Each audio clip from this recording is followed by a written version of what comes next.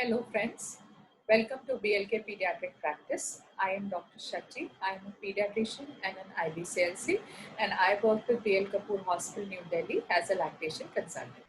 So today I'm going to talk to you about infant feeding decisions in the times of coronavirus pandemic.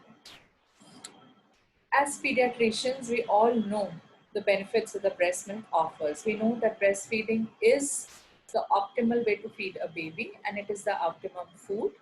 It provides immunity, it provides optimal growth as well as protection from all sorts of infections. So ideally, during these tough times, when the prognostic factor, the single most important prognostic factor for the COVID-19 disease is immunity, ideally we need our rates to go up. But surprisingly, when we looked at the preliminary data coming from all over the country, we found that the breastfeeding rates are steadily going down.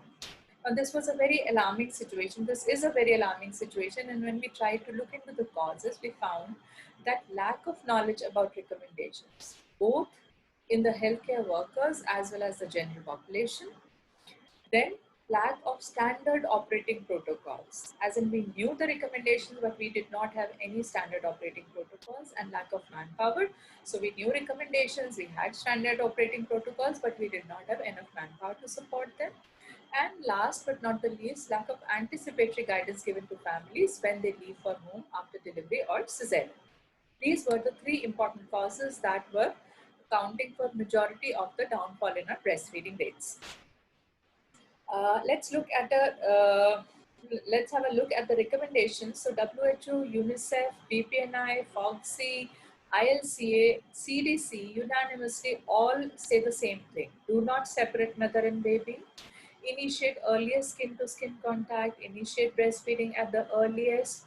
And even when the mother is COVID positive or suspect, continue the same. Just in those cases, teach the mother about careful hand hygiene, about how to wear a mask properly, and how to keep the surfaces that she touches clean. Rest all the guidelines remain same. Have a look at two of the WHO infographics. It says close contact and early explosive breastfeeding helps the baby to thrive. And if a woman with COVID-19 is too unwell to breastfeed, she should be supported to safely provide her baby with breast milk in other ways, including expressing of breast milk, relactation, and donor human milk.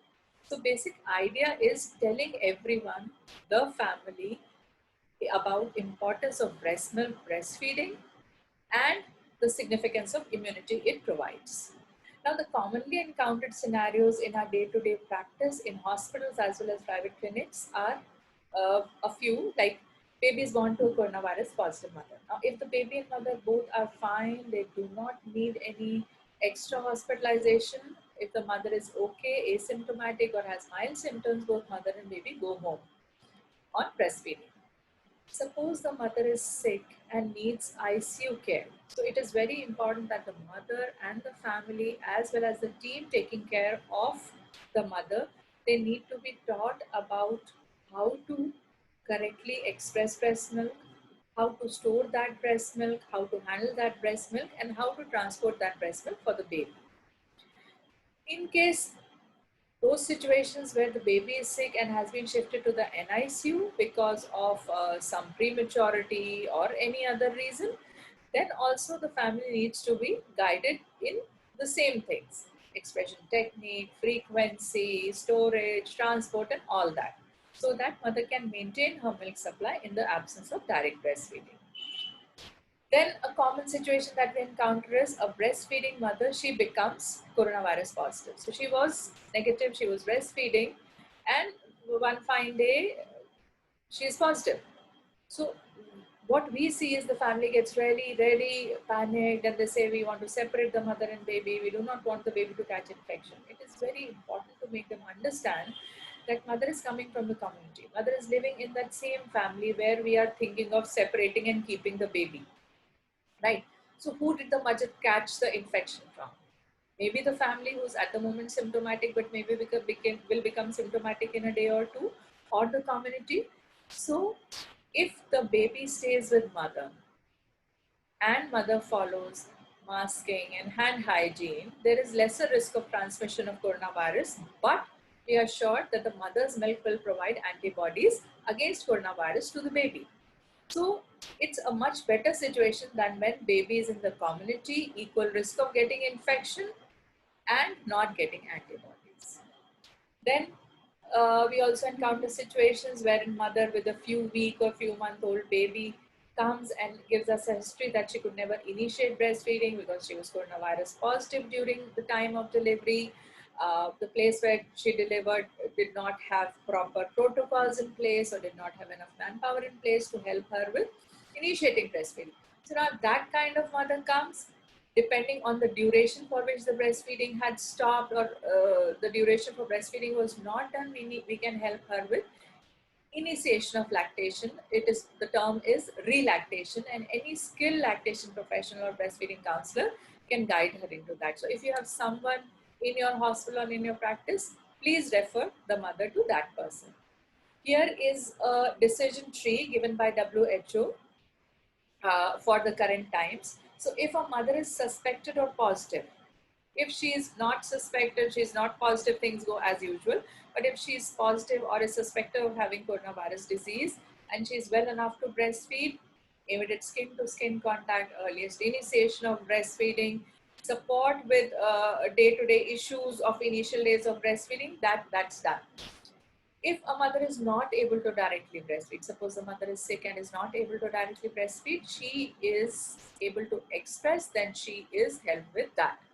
Suppose the mother is neither able to breastfeed nor able to express, then the third option is donor human milk for the baby if that's available. Suppose that's also not available.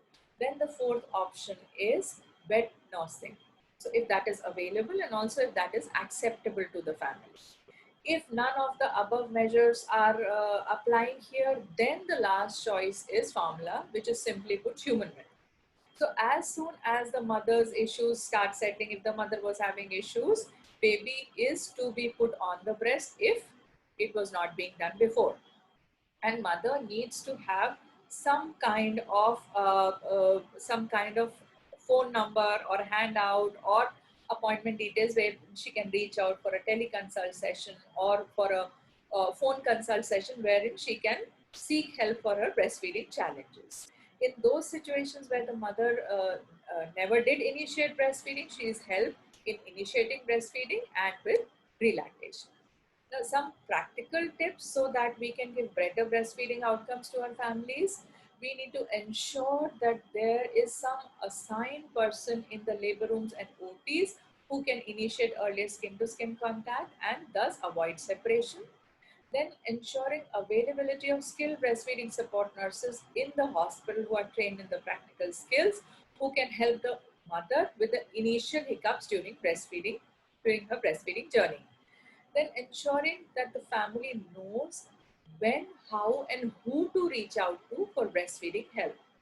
For those babies who are in NICU, the families need to go home with correct expression technique, with details about the frequency with which to express, the duration for how long to express, how to store that expressed breast milk, and obviously how to transport that milk from home to the NICU.